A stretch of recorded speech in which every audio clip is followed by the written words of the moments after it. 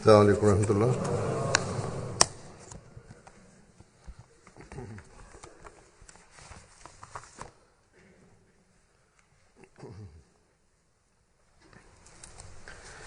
أشهد أن لا إله إلا الله وحده لا شريك له وأشهد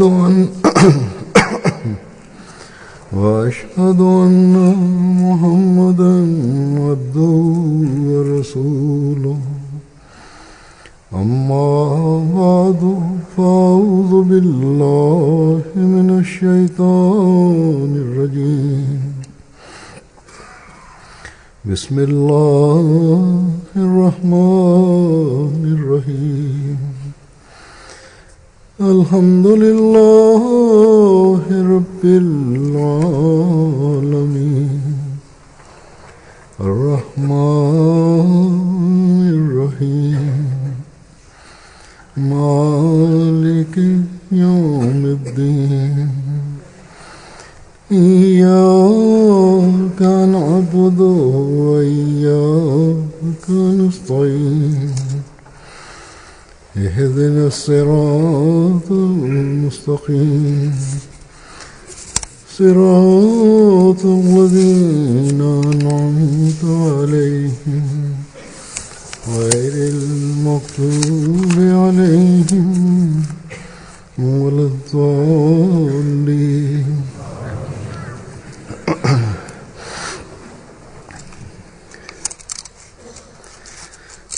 बाज़ लोग समझते हैं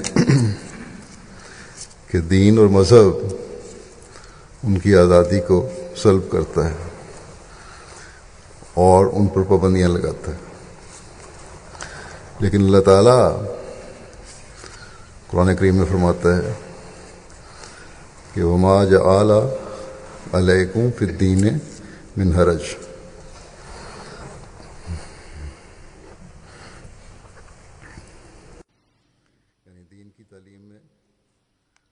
Sebagian orang beranggapan bahwa agama merampas kebebasan mereka dan memberatkan mereka.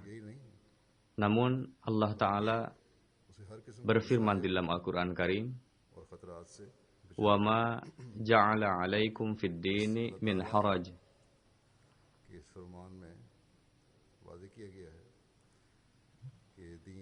Yakni di dalam ajaran agama tidak dimasukkan sisi yang memberatkan kalian, melainkan tujuan dari syariat adalah untuk mengurangi beban manusia. Dan tidak hanya itu, bahkan berbagai musibah dan mara bahaya dihindarkan darinya. Jadi di dalam firman Allah Ta'ala ini telah dijelaskan bahwa agama, yakni agama Islam yang diturunkan bagi kalian, di dalamnya tidak ada satupun perintah yang memberatkan kalian, melainkan mulai dari perintah yang sekecil-kecilnya sampai yang seberat-beratnya.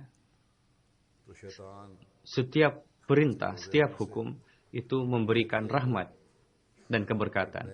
Jadi kelirulah pemikiran manusia tadi, karena firman Allah Ta'ala tidak mungkin keliru. Jika sebagai makhluk Allah Ta'ala kita tidak berjalan di atas perintah Allah Ta'ala, maka berarti kita akan merugikan diri sendiri. Jika manusia tidak berpikir, tidak menggunakan akalnya, maka setan yang dari sejak permulaan telah berjanji dengan mengatakan bahwa aku akan menyesatkan manusia dan merugikan mereka. Setan akan menjatuhkan manusia ke dalam lubang kehancuran. Jadi, jika kita ingin terhindar dari serangan setan, maka penting bagi kita untuk beriman kepada perintah Allah Ta'ala. Beberapa hal nampaknya sepele, namun seiring dengan berjalannya waktu, disebabkan karena menganggap perintah tadi sepele, sehingga akibatnya इस ज़माने में हम देखते हैं menimbulkan kondisi yang sangat mengerikan justru. नाम पर Jadi, seorang mukmin jangan sampai menganggap perintah apapun dari Allah Ta'ala sebagai perintah yang sepele. Pada saat ini kita saksikan bahwa mayoritas di dunia ini telah terjauh dari agama.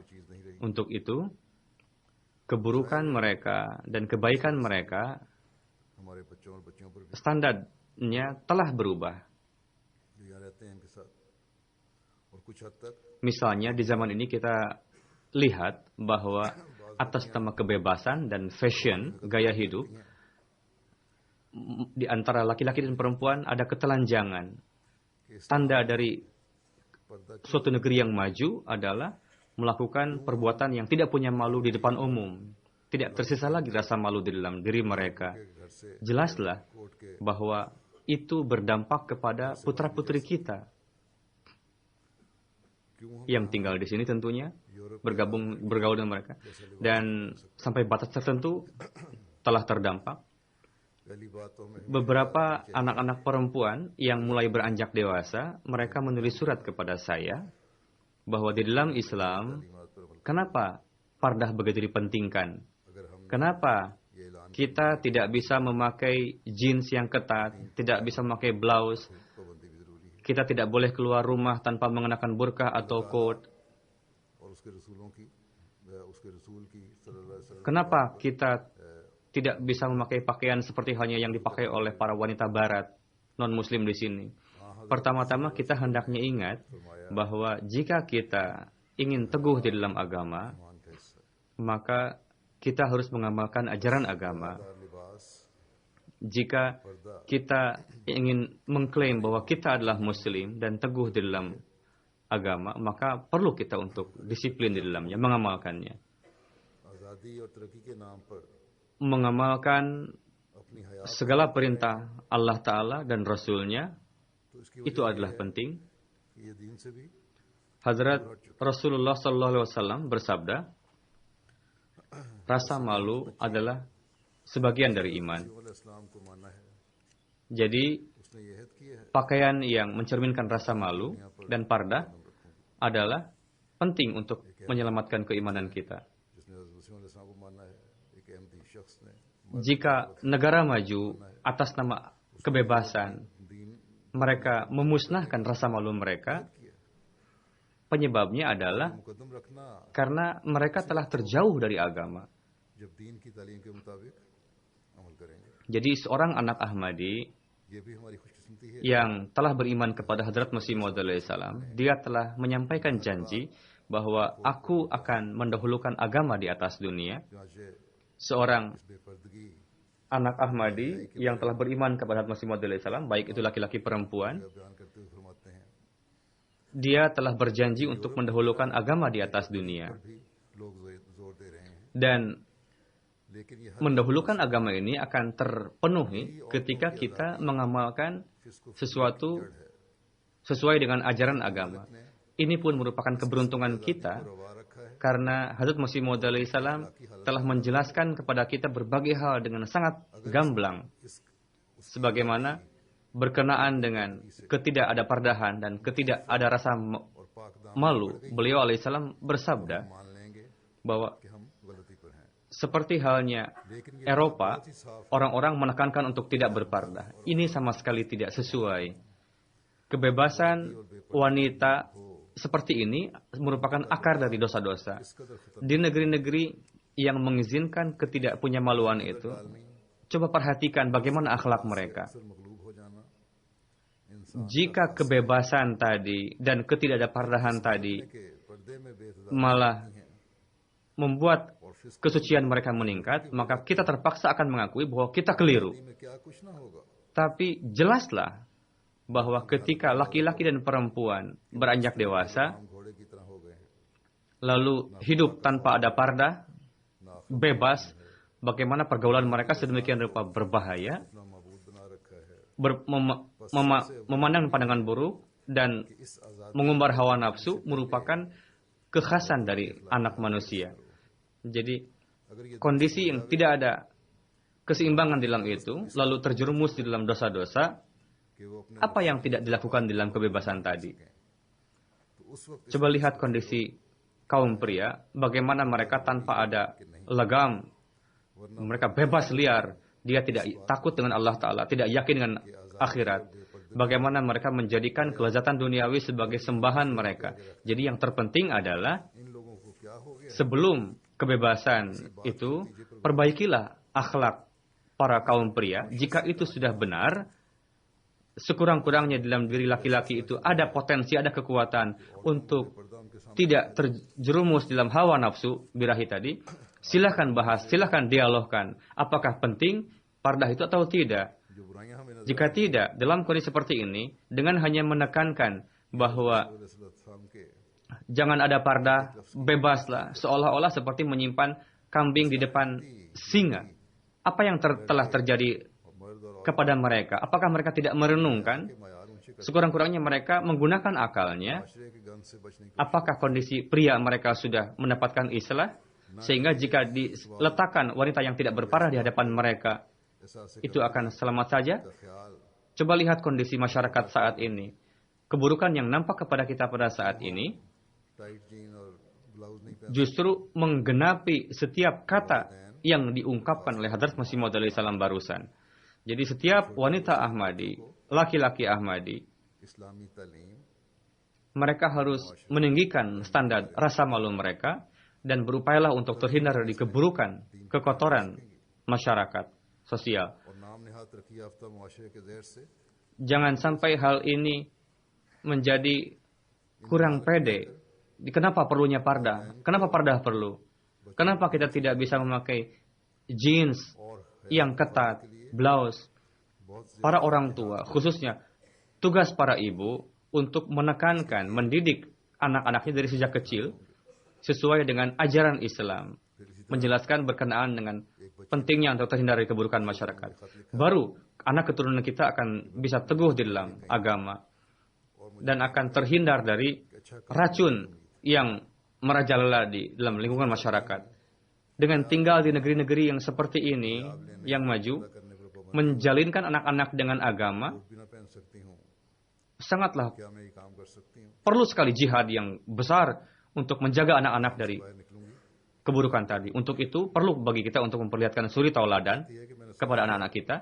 Lalu, ada seorang anak perempuan Ahmadi menulis surat kepada saya bahwa saya telah belajar dan saya ingin untuk belajar untuk bekerja di bank. Saya ingin bertanya kepada Huzur, apakah jika di bank tadi dilarang untuk menggunakan pardah atau hijab dan tidak bisa memakai coat, burka, apakah saya tetap bisa bekerja di bank tersebut? Setelah keluar dari kantor bank, baru saya akan memakai hijab. Dia mengatakan, saya mendengar bahwa Huzur pernah menyampaikan bahwa para perempuan yang bekerja di kantor-kantor, mereka bisa membuka hijab atau burkahnya di kantor sambil bekerja. Si perempuan ini, anak Ahmadi ini sekurang-kurangnya, dia mengatakan bahwa jika Huzur melarang, saya tidak akan melanjutkan pekerjaan untuk bekerja ini. Pertama-tama, jika memang saya pernah mengatakan seperti itu, ini tidak hanya satu pertanyaan laki perempuan saja, melainkan banyak perempuan yang bertanya kepada saya seperti ini. Para dokter dalam berbagai kondisi, mereka ada keterpaksaan. Sehingga sulit untuk melanjutkan pekerjaannya dengan memakai burka. Misalnya ketika dokter mengoperasi pasien, pakaiannya harus memakai topi, harus memakai masker, harus memakai pakaian seragam yang longgar, dokter ini. Selain itu, dokter juga selain itu, kondisi seperti itu, dokter bisa menggunakan pardah, burka. Di Rabuah ada dokter kita, Dokter Hamidah namanya. Beliau senantiasa menggunakan pardah dengan benar.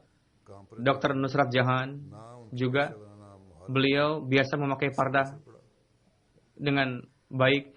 Beliau pun menuntut ilmu di sini di London, dan setiap tahun beliau berkunjung ke Eropa, ke London di sini untuk mematangkan penelitian beliau. Namun beliau senantiasa menggunakan pardah dengan baik.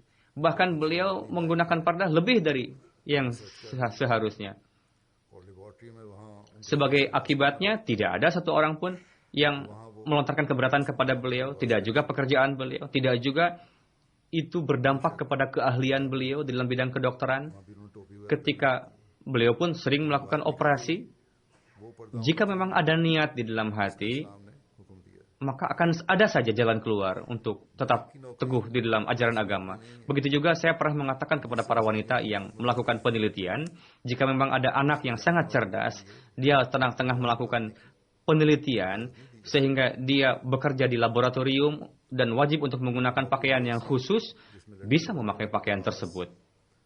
और makeup Silahkan, bila perlu tidak perlu pakai hijab, karena harus memakai topi. करना चाहिए Tapi ketika keluar dari ruangan kantor laboratorium, dia harus menggunakan parda sesuai dengan yang diperintahkan oleh Islam. और पर्दे का Pekerjaan di bank, bekerja di bank bukanlah pekerjaan yang menuntut suatu. हयादार लिबास Untuk itu, bagi pekerjaan yang umum, tidak diizinkan untuk membuka pardahnya.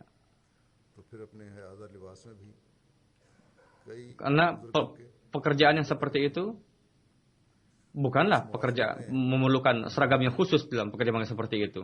Jadi, hendaknya diingat bahwa untuk mencerminkan rasa malu tadi perlu pakaian yang menunjang seperti itu. पड़ी हुई है कि किस तरह Dan pardah yang digunakan pada saat ini चलने वाले merupakan bagian dari pakaian yang mencerminkan rasa malu tadi.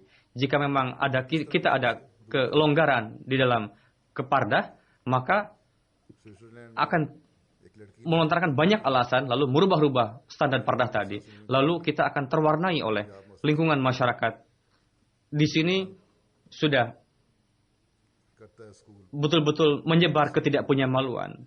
Dan dunia मुझे इसकी sedang berusaha keras saat ini untuk mengganggu human rights वाले mengganggu orang-orang yang teguh di dalam agamanya, khususnya orang-orang muslim. Bagaimana dunia berupaya untuk menjauhkan orang-orang muslim dari agamanya. पैदा करो Di Switzerland ada seorang perempuan yang हक तो है mengadukan ke pengadilan bahwa issue नहीं है saya dipaksa untuk जिसके लिए berenang dengan हक में फैसला दिया जाए kaum pria di sekolah.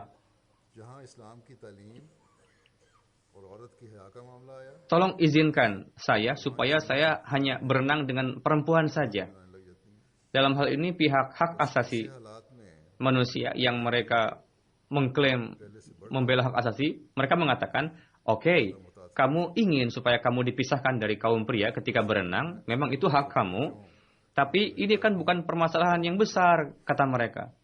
तो फिर बच्चे Yang untuknya kamu dimenangkan dalam लिबास पूरा होता है hak ini, कहते हैं जिसे आज di mana ajaran Islam वो पहन कर berkenaan dengan ras,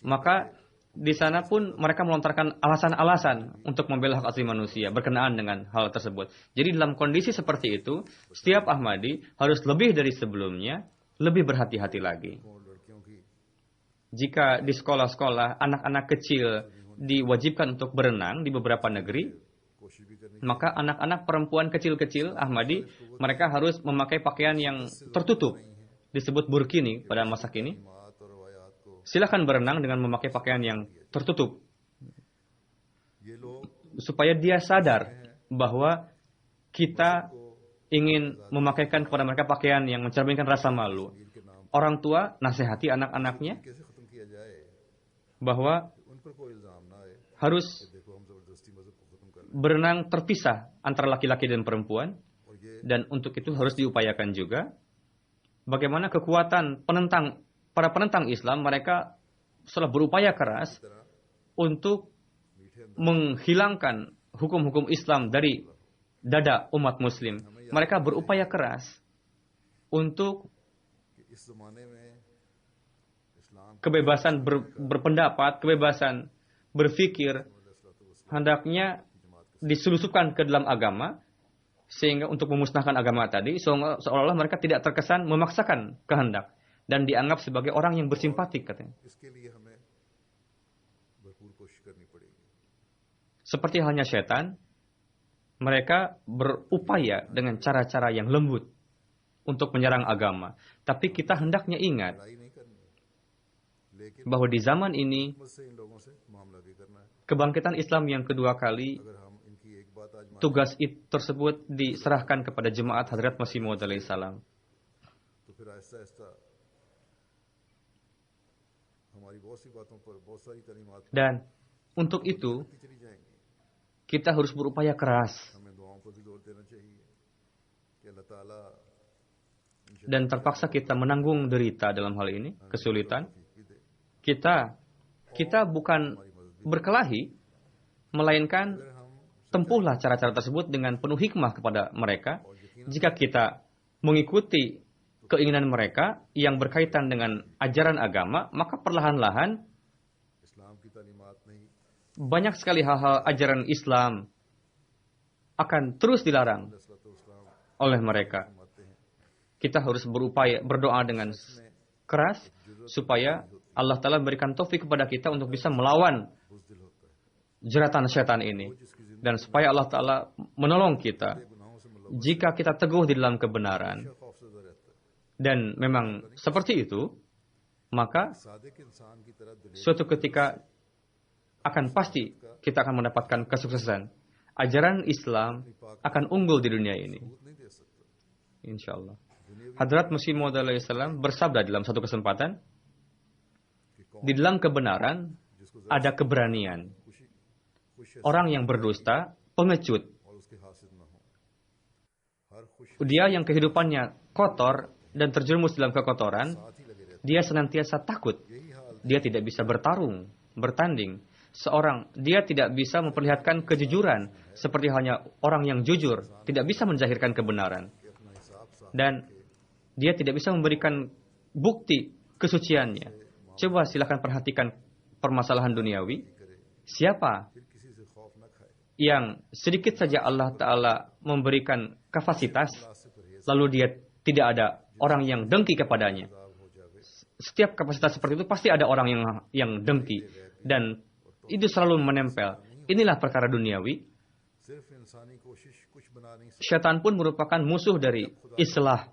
Jadi manusia hendaknya शामिल हाल न bersikap lurus, jujur, इंसानों ज़ईफ़ा dan luruslah dengan Allah Ta'ala.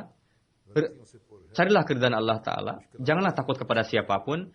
Dan janganlah pedulikan siapapun. करनी चाहिए Jauhilah perkara-perkara की तौफीक अता करे yang bisa menjerumuskan kita ke dalam azab. Namun, semua ini tidak akan didapat tanpa के साथ taufik ilahi. हम दुनिया Hanya upaya manusia saja tidak akan membuat apa-apa. इसके लिए Sebelum ada karunia Allah Ta'ala menyertai. Khuliqal insanu dha'ifa. हमें याद रखना चाहिए Jadi, insan adalah tidak berdaya, lemah. Dia dipenuhi kelemahan, kesulitan mengepungnya di berbagai penjuru. Dan hendaknya berdoa supaya Allah Ta'ala memberikan taufik untuk bisa melakukan kebenaran. Dan dukungan gaib senantiasa kita warisi. Amin. Jadi seiring dengan doa, शुमार कांट छांट हो चुकी kita harus meyakinkan dunia. Untuk itu, जो अब तक महफूज है उनमें jalinlah ikatan yang kokoh dengan Allah Ta'ala. Kita hendaknya ingat की तालीमात bahwa agama-agama lain bukanlah untuk selama-lamanya. बगैर किसी ऐसा Mereka, agama-agama itu telah datang pada waktunya पर अमल करने की कोशिश dan telah memenuhi tujuan tarbiyat इस पर कायम di dalamnya, lalu selesai, berakhir agama tersebut. Untuk itu banyak sekali dalam agama-agama mereka, dalam kitab-kitab agama mereka, करते हो berbagai macam perubahan. Namun Islam tidak seperti itu. Islam adalah untuk selama-lamanya. Ajaran Al-Quran Karim इस्लाम कोई ऐसा मजहब नहीं berlangsung sampai hari kiamat. जो गलत किस्म की Untuk itu, tanpa ada rasa kurang percaya diri, berupayalah untuk mengamalkan ajaran Islam. Dan तालीमात में नरमी के पहलू भी हैं इसमें teguh di dalamnya, kita senantiasa teguh di dalamnya. मरीज की Dan बाद मरीज ऐसे हैं kita pun harus sampaikan kepada orang lain bahwa apa yang kalian sampaikan ini, apa yang kalian katakan, ini adalah bertentangan dengan kehendak Allah Ta'ala. और इंसानी जान को तकलीफ Dan ini akan membawa manusia kepada kehancuran. पहला मकसद है Islam bukanlah agama yang तभी तो इस्तरार और मजबूरी की melawan, मुर्दार और सूर के melainkan sesuai dengan keperluan. लेकिन सिर्फ di dalam Islam pun ada sisi kehalusan, kelembutan, seperti yang saya katakan, seperti dokter misalnya, untuk pasien, orang yang sakit, pasien pun harus memperlihatkan, dicek oleh dokter, tidak ada kekerasan dalam hal ini. Tujuannya adalah untuk menyelamatkan nyawa manusia dan mengeluarkan manusia dari kesulitan, penyakit. Itu tujuan utama dari proses pengobatan tadi. Untuk itu, di dalam kondisi yang darurat, diizinkan bagi manusia untuk memakan bangkai atau daging babi. Namun, tujuannya hanya untuk menyelamatkan jiwa saja. Begitu juga bisa digunakan alkohol untuk obat ketika darurat. Namun, bagaimana cara-cara yang digunakan oleh syaitan untuk menggiring kita, tujuannya adalah supaya secara perlahan-lahan batas-batas agama itu dimusnahkan dari kita. Dan agama ini ingin mereka musnahkan. Dan kita harus berjihad untuk melawan hal tersebut. Dan itu akan dilakukan, akan tergenapi jika kita mengamalkan, mengunggulkan, mementingkan ajaran Islam dalam berbagai hal. Dan tunduk di hadapan Allah Ta'ala. Supaya kita sukses dengan bantuan Allah Ta'ala. Pada zaman Hazrat Masih Maud alaihissalam, bukanlah jihad dengan menggunakan pedang, melainkan islah diri, jihad islah diri. Di dalam negara-negara yang maju, umat Islam yang tinggal di dalamnya, khususnya,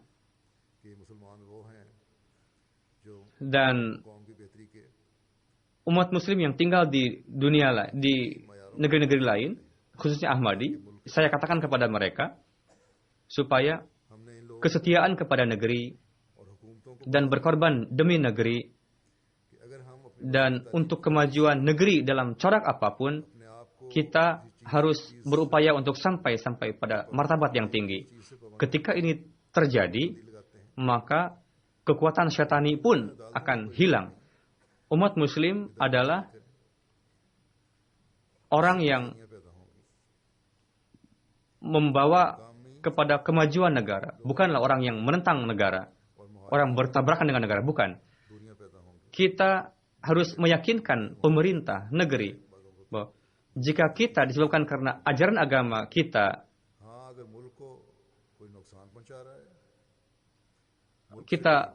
melarang diri sendiri untuk dari satu perbuatan, maka bukanlah tugas pemerintah atau negara untuk ikut campur dalam hal tersebut.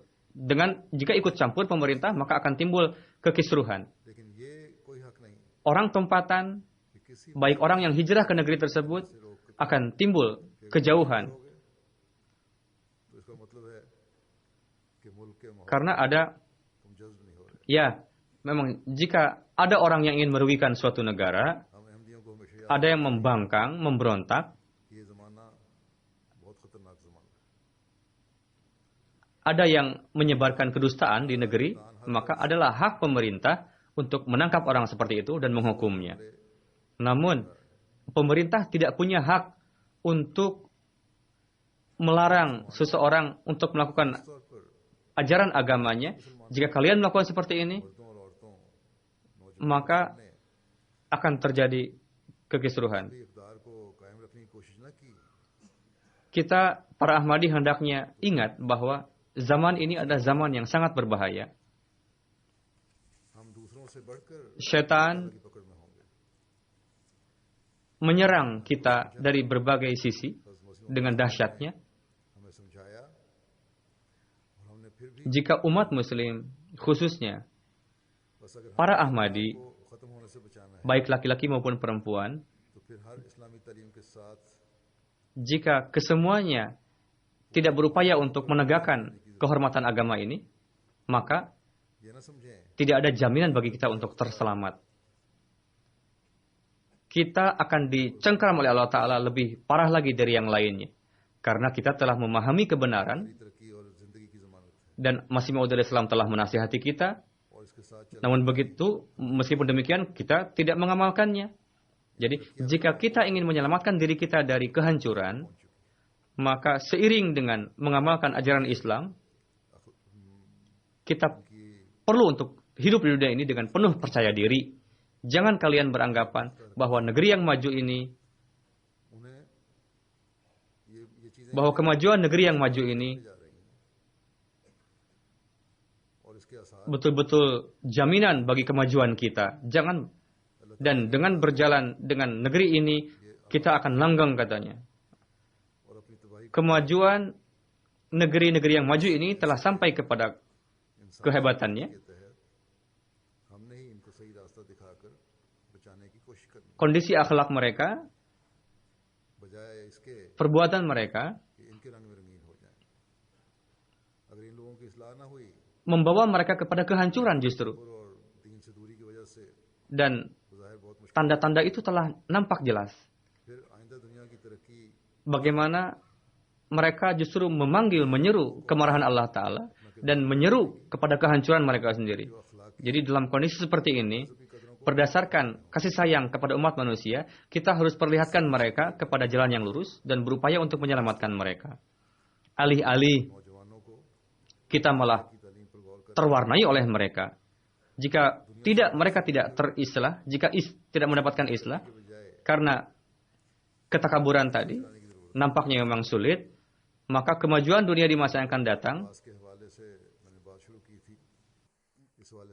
bangsa-bangsa akan berperan, yakni bangsa-bangsa yang menghormati akhlak dan agamanya.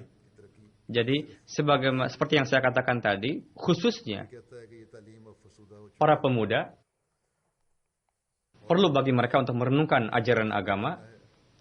Jika kita terpengaruh oleh dunia, alih-alih kita mengikuti dunia, justru kita harus membuat dunia ini mengikuti kita.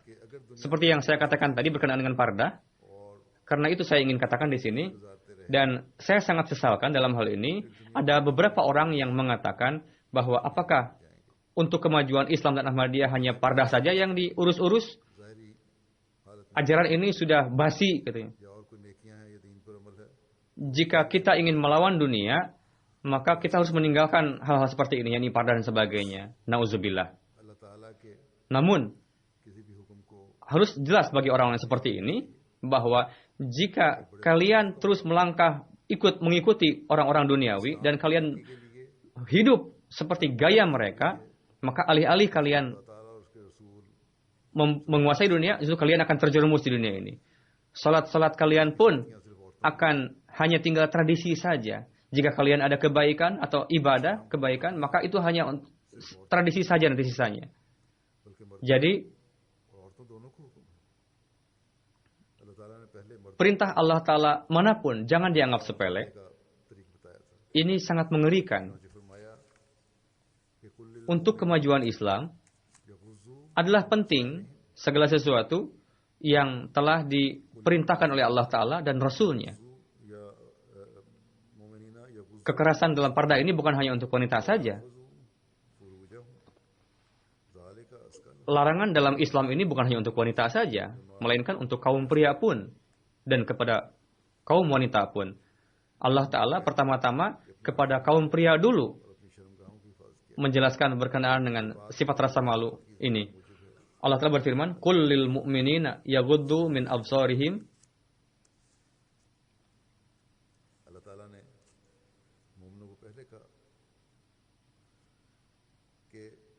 wa yahfazu furujahum dzalika azka lahum innallaha khabirum bima yasnaun." Surah An-Nur ayat ke-30. Artinya, katakanlah kepada orang-orang laki-laki yang beriman, hendaklah mereka menahan pandangannya dan memelihara kemaluannya. Yang demikian itu adalah lebih suci bagi mereka. Sesungguhnya Allah Ta'ala maha mengetahui apa yang mereka perbuat. Allah Ta'ala telah mengatakan kepada mukmin laki-laki untuk menundukkan pandangan mereka. Kenapa? Karena hal itu lebih suci bagi mereka. Jika tidak ada kesucian, maka tidak akan mendapatkan Allah Ta'ala. Tidak akan meraih Allah Ta'ala. Jadi sebelum menasihatkan wanita untuk berpardah, Allah Ta'ala menasihatkan kepada kaum pria, yakni segala sesuatu yang bisa mengumbar hawa nafsu kalian, tinggalkanlah itu. Melihat lawan jenis dengan pandangan yang kotor, lalu chatting dengan non-muhrim dengan bebas, itu nonton film yang buruk, itu tidak akan memberikan kesucian. Berkenaan hal itu, Hazrat Masih Maud Islam bersabda dengan sangat jelas. Beliau bersabda, ini firman Allah Ta'ala lah yang dengan jelasnya menjelaskan berkenaan batas-batasan khusus maupun umum kepada kita, dan adab insaniat dan akhlak yang suci, perbuatan yang suci telah diajarkan kepada kita. Dialah yang telah mendukung dengan sempurna berkenaan anggota badan kita. Kullil mu'minina yaghuddu min absarihim wa yahfazu furujahum dzalika azka lahum. Yakni orang mukmin hendaklah menundukkan pandangannya dari yang non muhrim dan setiap yang tidak layak untuk dilihat, didengar, jauhilah itu. Inilah cara-cara yang bisa memberikan kesucian kepada mereka, yakni hati mereka akan terhindar dari hal-hal yang hawa nafsu. Karena sesuatu yang bisa menimbulkan fitnah itu adalah anggota-anggota tubuh tadi. Bagaimana Al-Quran Syarif menekankan kepada kita untuk terhindar dari hal seperti itu. Jadi orang yang beriman untuk menjaga mata mereka, telinga mereka, hidung mereka, dan menjaga itu dari kesucian. Lalu berkenaan dengan ghaddu basar, menundukkan pandangan, melihat yang bukan muhrim dan menyelamatkan diri sendiri untuk itu, dan melihat dengan pandangan liar, dalam bahasa Arab disebut dengan ghaddu basar, yakni melihat dengan mata setengah, tidak hanya selebihnya yang dihalalkan, yang dibolehkan, silakan melihat dengan jelas. Itu disebut dengan ghaddu basar. yakni setiap orang yang bertakwa, yang ingin menjaga kesucian hatinya, dia hendaknya jangan seperti hewan untuk memandang kemana saja dengan pandangan liar, melainkan untuk itu di dalam kehidupan yang beradab itu perlu untuk membiasakan menundukkan pandangan. Inilah kebiasaan yang suci, yang berberkat, yang dengannya kondisi tabi'i, alami tadi akan berubah menjadi kondisi akhlaki. Dan inilah akhlak yang disebut dengan ihsan dan ifat. Lalu beliau bersabda lebih jelas lagi, katakanlah kepada umat mukmin, orang yakni tutuplah mata kalian dari melihat yang tidak layak. Jangan juga melihat dengan bebas, dengan liar, tanpa hambatan. Jadi janganlah melihat dengan mata penuh. Jangan juga dengan pandangan syahwat ataupun dengan pandangan yang bukan syahwat. Karena melakukan demikian pada akhirnya akan tergelincir. Jadi dengan pandangan yang liar tidak bisa mendapatkan kesucian dan pada akhirnya akan mendapatkan cobaan dan hati tidak akan bisa menjadi suci sebelum mata suci. Dan mata azka yang perlu untuk para pencari kebenaran itu tidak akan bisa diraih jika kita demikian. Jadi seluruh lubang-lubang yang ada di dalam tubuh yang bisa dengan melaluinya bisa masuk keburukan, maka jagalah itu. Ayat yang dijelaskan barusan, alat-alat syahwat, telinga, hidung, wajah, semuanya termasuk di dalamnya. Coba perhatikan, semua ajaran ini betapa indahnya dan tidak berlebihan, betul-betul bijak dan adil. Orang yang membaca ayat ini seketika itu akan mengetahui bahwa orang yang supaya manusia jangan terjerumus di dalam fitnah dan jangan sampai ada yang tergelincir di dalamnya. Jadi inilah ajaran Islam bagi kaum pria. Pertama-tama, dia dilarang lalu memerintahkan kepada kaum wanita, setelah melakukan kehati-hatian tersebut, kalian pun harus menjaga pardah kalian. Dan di negeri-negeri ini yang betul-betul ketidakpenyamaluan sudah betul-betul merajalela, bagaimana kita bisa mengatakan bahwa pardah ini tidak penting? Dengan tidak berhijab tadi akan timbul banyak sekali keburukan. Kita harus berupaya keras untuk terhindar darinya. Dari itu jelas juga bahwa jika wanita tidak diizinkan untuk berenang dengan laki-laki, begitu juga kepada laki-laki tidak diizinkan untuk berenang dengan lawan jenis perempuan non-muhrim. Jadi larangan ini tidak hanya untuk perempuan saja, melainkan untuk laki-laki juga. Laki-laki pun diperintahkan untuk menundukkan pandangan ketika melihat non-muslim, dan itu digambarkan kehormatan perempuan. Jadi ajaran Islam penuh dengan hikmat di dalamnya.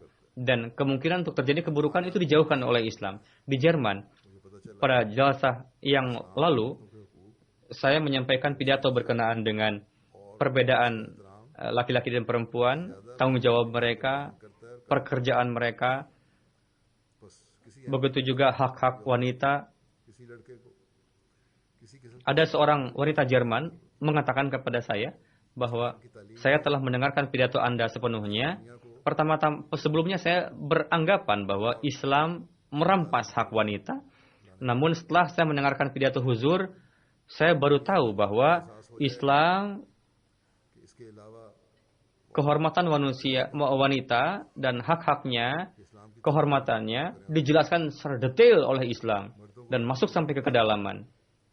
Jadi seorang wanita Ahmadi, laki-laki, jangan sampai merasa tidak pede dalam hal ini. Ajaran Islamlah sebetulnya yang akan menarik dunia ini kepada kedamaian dan membawa kepada Allah Ta'ala. Dunia akan tiba saatnya di mana ketika dunia akan menyadari bahwa tidak ada cara lain bagi dunia ini selain dari mengikuti ajaran Islam dan mengamalkannya. Setelah memerintahkan kepada laki-laki untuk menundukkan pandangannya, kehormatan perempuan, lalu Allah Ta'ala memerintahkan kepada kaum wanita, yakni untuk menundukkan pandangan mereka. Dan bagaimana caranya berpardah? Dan kepada siapa saja kita harus berpardah? Jika kalian mengamalkan hal ini, maka kalian akan sukses. Pada akhirnya Allah Ta'ala berfirman, bagaimana pardah dan rasa malu ini merupakan tanda dari kesuksesan. Akan bisa mensukseskan kalian di dunia dan akhirat. Allah Ta'ala berfirman, A'udzubillahi minasyaitonir rajim. Wa qul lil mu'minati yaghdudna min absarihinna wa yahfazna furujahunna wa la yubdina zinatahunna illa ma zahara minha wal yadribna bi khumurihinna ala juyubihinna wa la yubdina zinatahunna illa li bu'ulatihinna aw abaihinna aw abai bu'ulatihinna aw abnaihinna aw abnai bu'ulatihinna aw ikhwanihinna aw bani ikhwanihinna aw bani akhwatihinna aw nisaihinna aw ma malakat aymanuhunna awit tabi'ina ghairi ulil irbati minar rijali awit tifli alladzina lam yazharu ala auratin nisa'i wala yadribna bi arjulihinna liyu'lama ma yukhfina min zinatihinna wa tubu ilallahi jami'a ayyuhal mu'minuna la'allakum tuflihun. Surah An-Nur ayat ke-31. Katakanlah kepada wanita yang beriman, hendaklah mereka menahan pandangannya dan kemaluannya, dan janganlah mereka menampakkan perhiasannya, kecuali yang biasa nampak daripadanya, dan hendaklah mereka menutupkan kain kudung ke dadanya, dan janganlah menampakkan perhiasannya, kecuali kepada suami mereka, atau ayah mereka, atau ayah suami mereka, atau putra-putra mereka, atau putra-putra suami mereka, atau saudara-saudara laki-laki mereka, atau putra-putra saudara lelaki mereka, atau putra-putra saudara perempuan mereka, atau wanita-wanita Islam, atau budak-budak yang mereka miliki, atau pelayan-pelayan laki-laki yang tidak mempunyai keinginan terhadap wanita, atau anak-anak yang belum mengerti tentang aurat wanita. Dan janganlah mereka memukulkan kakinya agar diketahui perhiasan yang mereka sembunyikan. Dan bertobatlah kamu sekalian kepada Allah, hai orang-orang yang beriman, supaya kamu beruntung.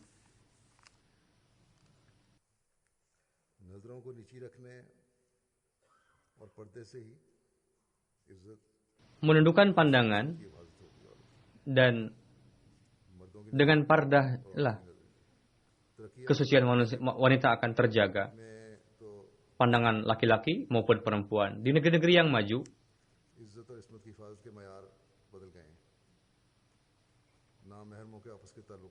standar untuk menjaga kesucian tadi telah berubah. Bagaimana pergaulan dengan yang bukan muhrim. Jika laki-laki dengan perempuan sama-sama suka, maka tidak disebut zina. Jika bertentangan dengan suka sama suka, maka itu disebut dengan zina. Jika sudah degradasi seperti ini, maka seorang mukmin harus lebih lagi berdoa kepada Allah Ta'ala untuk terjaga kesuciannya. Orang yang melontarkan keberatan kepada Islam, mereka mengatakan bahwa dengan menghijab manusia, dengan mempardah manusia, berarti merampas hak wanita katanya.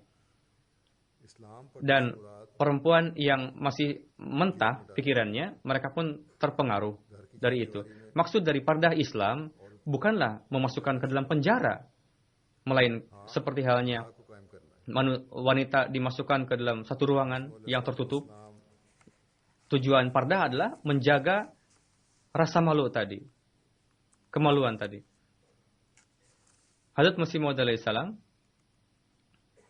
jadi menjaga untuk memelihara rasa malu.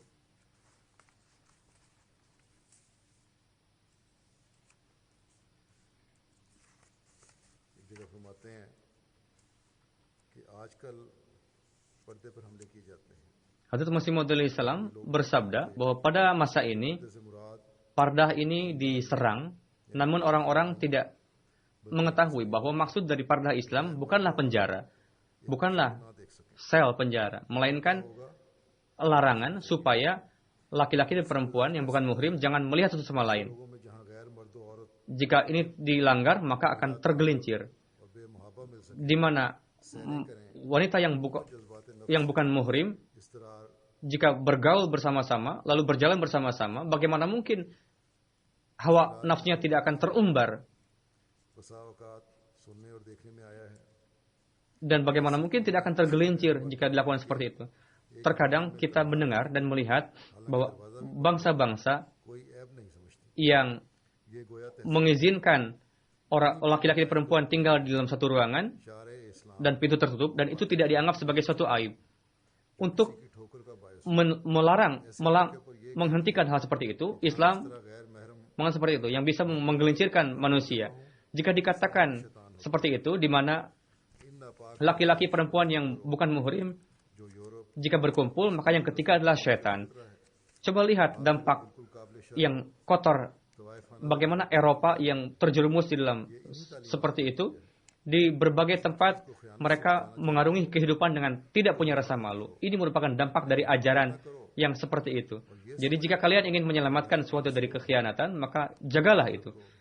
Jika tidak dijaga dan beranggap bahwa ini orang-orang baik, maka ingatlah bahwa pasti hal tersebut akan hancur. Bagaimana sucinya ajaran Islam yang mana memisahkan laki-laki dan perempuan dan menghindari dari ketergelinciran. Bagaimana Eropa mereka melihat peperangan dan bunuh diri, dan itu mengakibatkan kehancuran yang berakibat. Lalu cara-cara pardah, bagaimana caranya? Beliau alaihissalam menjelaskan,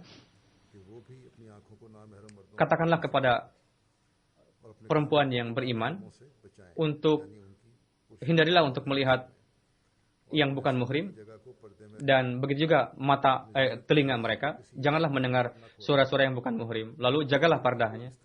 Lalu janganlah perlihatkan perhiasan kalian kepada, lalu kerudung penutup kalian tutuplah sampai ke dada, menutup telinga, kepala, semua tertutup oleh cadar. Lalu janganlah menghentak-hentakan kaki seperti seorang penari. Inilah upaya yang bisa menyelamatkan kita dari ketergelinciran. Perlu saya jelaskan di sini, sebagian wanita menyampaikan pertanyaan bahwa kami telah bermake up. Jika kita menutup wajah, katanya, maka make up kami akan rusak. Bagaimana berpardah? Katanya. Pertama-tama, jika kita tidak make up, sekurang-kurangnya pardah harus sesuai dengan yang dijelaskan oleh Masih Maud Salam tadi, yakni wajah, mulut tertutup. Jadi jika bermake up, ya tetap saja harus ditutup. Mereka harus berpikir bahwa jika kita berjalan di jalan perintah Allah Ta'ala, apakah kita akan ingin menutup perhiasan kita atau memperlihatkan make up kita kepada dunia? Perintah untuk menzahirkan perhiasan kita adalah kepada orang-orang yang dekat, kerabat dekat kepada kita. Saudara, saudari, suami, ayah, anak-anak, silakan untuk tidak berpardah di hadapan mereka. Jika memang mau make up, silakan bermake up di hadapan mereka yang memang muhrim, tidak untuk yang non-muhrim. Jelas Allah telah jelaskan di dalam Al-Quran Karim tadi. Dan seluruh jalinan kekerabatan dan perhiasan tadi adalah yang zahir dengan sendirinya yang boleh diperlihatkan itu, yakni wajah, bentuk tubuh. Itu maksudnya perhiasan. Bukan maksudnya kita pun memakai jeans ketat di hadapan yang muhrim juga, atau pakaian yang setengah telanjang di hadapan mereka. Bukan seperti itu. Pardah itu adalah untuk yang muhrim juga. Jadi begitu juga saya ingin katakan kepada para mubalik dan istrinya, mereka harus berhati-hati dalam pakaian mereka, dalam pandangan mereka, karena istri dari murabbi atau mubalik merupakan mubalik juga. Dan dalam berbagai hal, dia harus memperlihatkan suri tauladan yang luhur kepada anggota. Semoga para mubalik, laki-laki, perempuan, mereka bisa menjadi orang-orang yang menegakkan rasa malu, pardah dengan setinggi-tingginya, dan supaya hukum-hukum Islam itu dijalankan. Amin.